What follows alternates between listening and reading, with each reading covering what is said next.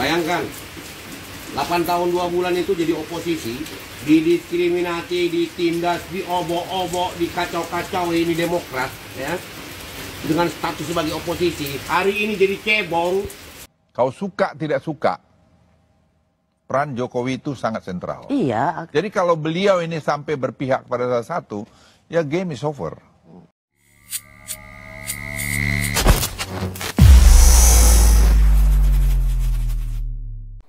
Bismillahirrahmanirrahim. Assalamualaikum warahmatullahi wabarakatuh. Semangat perubahan, salam kedaulatan rakyat.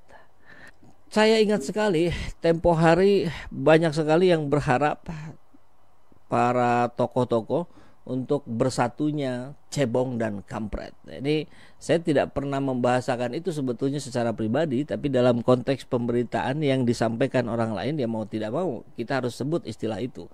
Ya, cebong menandakan itu kubu pendukungnya Jokowi, kampret menandakan itu kubu pendukungnya Prabowo yang berperiode bertahun-tahun, satu periode lebih tepatnya barangkali ya, dan sampai mungkin 6-7 tahun lah ya.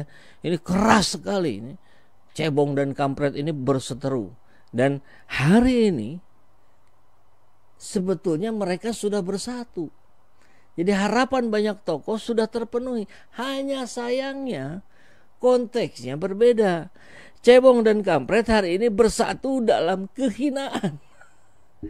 Bukan bersatu dalam kemaslahatan, dalam kebaikan, tapi justru dalam kehinaan. Karena bersatunya dipaksakan dengan cara-cara yang tidak natural, ya, dengan cara-cara yang tidak elegan, bahkan sebaliknya.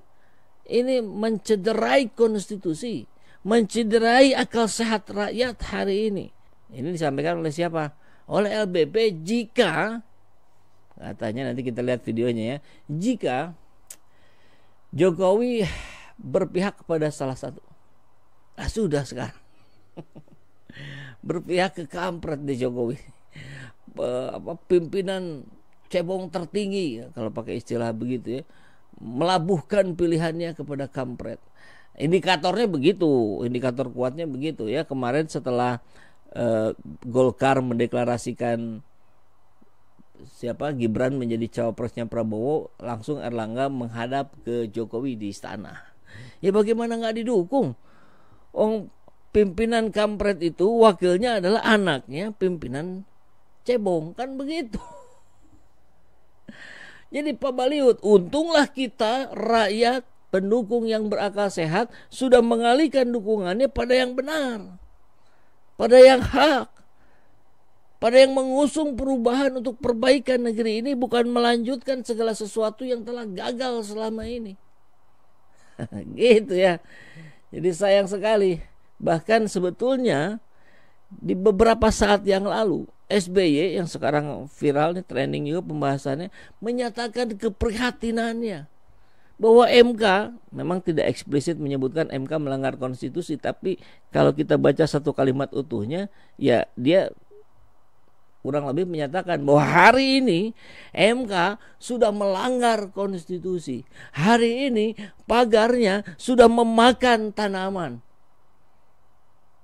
Mahkamah yang harus menjaga konstitusi juga malah merusak konstitusi itunya sendiri. Bayang gak sih? Dia yang diamanahkan untuk menjaga konstitusi malah yang merusak konstitusi. Luar biasa. Kita lihat mulai dari kabar SBY, LBP ini. LBP yang mengatakan game is over. Permainan telah berakhir. Maksudnya gimana ya? Oke, ucapan sombong dia bilang, ucapannya yang sombong dia bilang pula orang yang sombong. Game is over katanya jika Jokowi berpihak ke salah satu calon. Ini dari Andi Sinulinga ya. Karena peran Jokowi itu sentral. Kita tunggu sang waktu yang akan membuktikannya. Oke, kita dengarkan ya. Semua jangan kita sombong, merasa kita paling hebat. Enggak lah. Ya, tapi itu belum menjawab. Harus dilihat Rosya dari hasil survei Big Data, dan ini ilmiah. Peran Pak Jokowi itu sangat sentral. Kau suka tidak suka, peran Jokowi itu sangat sentral. Iya. Jadi kalau beliau ini sampai berpihak pada salah satu, ya game is over. Ya. Itu yang tadi aku tanyakan pada Pak Luhut, kepada siapa beliau Ya, itu. saya ngapain buka sama kamu? Kan namanya juga nanya. Ya namanya jawab. Pak Luhut, saya sudah harus mengakhiri. Jadi nggak mau jawab nih, Ganjar atau Prabowo? Ya biar aja nanti waktu menjawab itu. Kamu udah tahu jawabannya juga. Saya tahu. Semua jangan kita sombong, merasa kita paling hebat. Enggak lah. Ya, Nggak tapi ada. itu belum menjawab. Harus dilihat Ros ya, dari hasil survei Big Data, dan ini ilmiah. Peran Pak Jokowi itu sangat sentral. Kau suka tidak suka, peran Jokowi itu sangat sentral. Iya. Jadi kalau beliau ini sampai berpihak pada salah satu, ya game is over. Ya. Itu yang tadi aku tanyakan pada Pak Luhut, kepada siapa beliau Ya itu. saya ngapain buka sama kamu? Kan namanya juga nanya. Ya namanya jawab. Pak Luhut, saya sudah harus mengakhiri. Jadi nggak mau jawab nih, Ganjar atau Prabowo? Ya biar aja nanti waktu menjawab itu. Kamu udah tahu jawabannya juga. Saya tahu.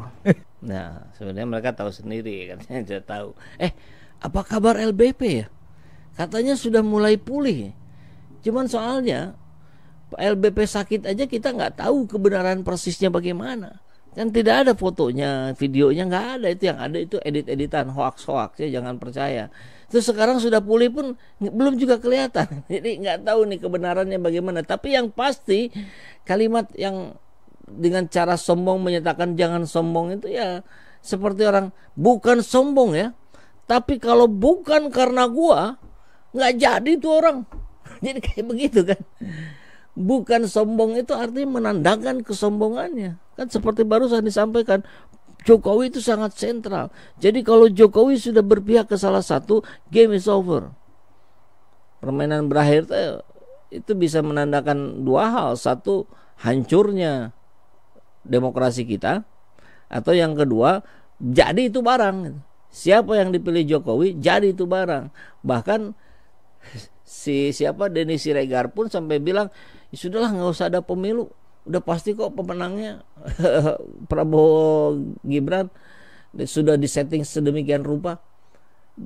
Denny Siregar aja sudah sampai bilang begitu, dia Ganjaris garis keras. Nah ini orang-orang yang begini ini lupa bahwa dia itu adalah manusia yang diciptakan oleh Allah Subhanahu wa Ta'ala, sang pengendali takdir, yang sudah memegang takdir-takdir setiap manusia, setiap nafas manusia. Makanya kenapa kalau di koalisi Amin itu pendekatannya religius, terus menggaungkan sholawat asgil, yang sekarang hari ini efeknya sudah dapat kita lihat. Belum mubahalah dari para ulama, terus menuai hasil hari ini. Ini campur tangan Allah karena kita berdoa. Doa itu senjatanya umat Islam. Tapi kalau kita lihat narasi-narasi seperti ini kan enggak kelihatannya. Permainan sudah berakhir kalau Jokowi pilih. Nauzubillah. Amin dzalik. Oke.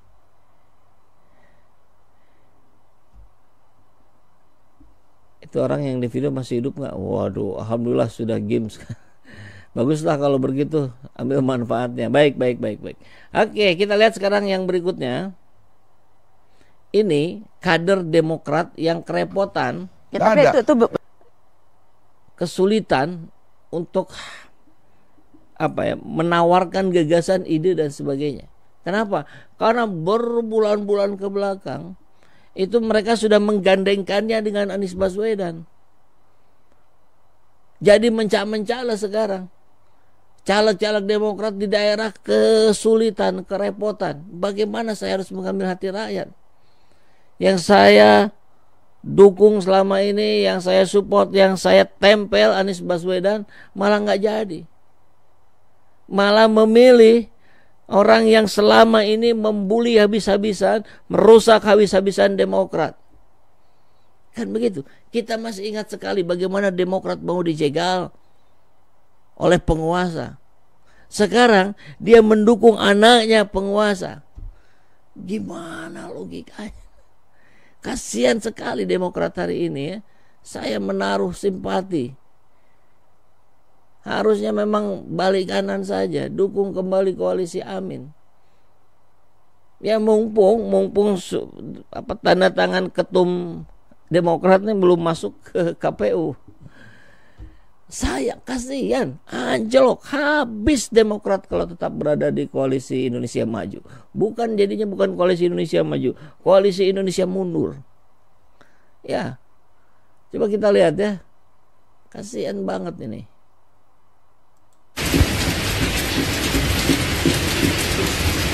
Saya jujur aja kecewa berat, tapi bukan hanya kecewa, sakit hati. Ya. Bayangkan 8 tahun 2 bulan itu jadi oposisi, didiskriminati, ditindas, diobok-obok, dikacau-kacau ini Demokrat, ya, dengan status sebagai oposisi. Hari ini jadi cebong.